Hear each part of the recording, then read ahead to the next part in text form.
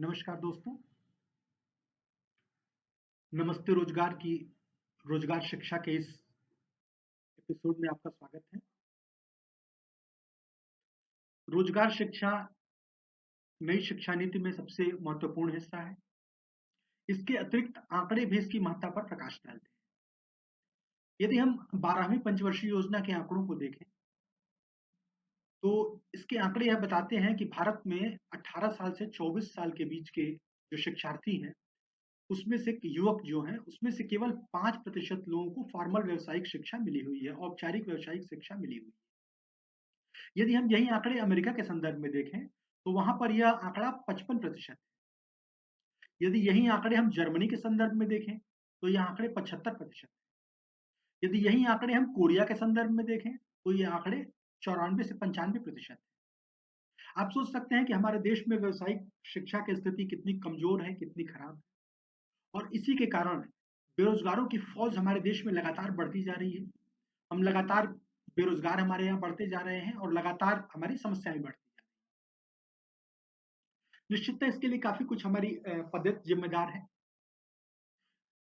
आंकड़ों का यदि अध्ययन किया जाए तो मैंने ये पाया कि उत्तर प्रदेश माध्यमिक शिक्षा परिषद के जो आंकड़े हैं, 2020 में केवल इस बोर्ड से इंटर में 18.5 लाख बच्चों ने करीब इंटर पास किया।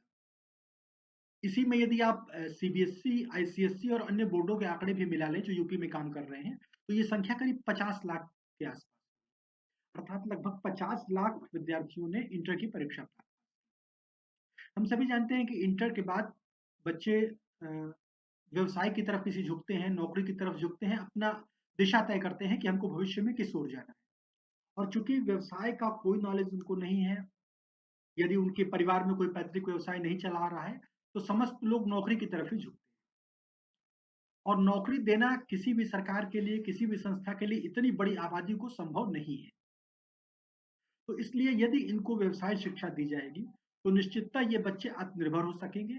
यदि इनको ये ज्ञान रहेगा कि केवल नौकरी ही हमारा लक्ष्य नहीं है, वरन हम खुद भी एंटरप्रेन्योर बन सकते हैं, हम खुद भी उद्यमी बन सकते हैं और हम और लोगों को रोजगार दे सकते हैं, और वो राह भी बहुत कठिन नहीं है। यदि किसी का पैतृक व्यवसाय है, तो निश्चितता वो कुछ फायदे में होगा, उसको कुछ प्लस पॉइंट होंगे। लेकिन कोई नया व्यक्ति भी इस क्षेत्र में आराम से आ सकता है। व्यावसायिक शिक्षा की आवश्यकता उसको इसलिए पड़ती है कि अगर वो छोटा उद्यम भी स्थापित कर रहा है, तो उसको बड़ा उद्यम भी बनाने की आवश्यकता पड़ेगी।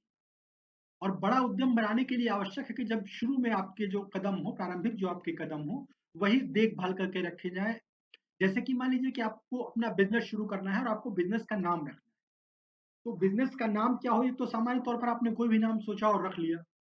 लेकिन यदि आपको भविष्य में अपने बिजनेस को बड़े पैमाने पर ले जाना है, तो आपको ये देखना पड़ेगा कि जो नाम आप चयन कर रहे हैं अपने बिजनेस के लिए, अपने व्यवसाय के लिए, अपनी दुकान के लिए, वो नाम कोई और तो यूज नहीं कर रहा है। जैसे मान लीजिए कि टाटा के नाम से यदि कोई टाटा कंपनी है और वो यूज कर रही है, तो उस नाम को आप अपने यहाँ नहीं यूज कर सकते, क्योंकि भविष्य में ट्रेडमार्क जो कानून है उसमें वो नाम उनके पास होगा और वो आपको उस नाम का प्रयोग करने से रोक देंगे।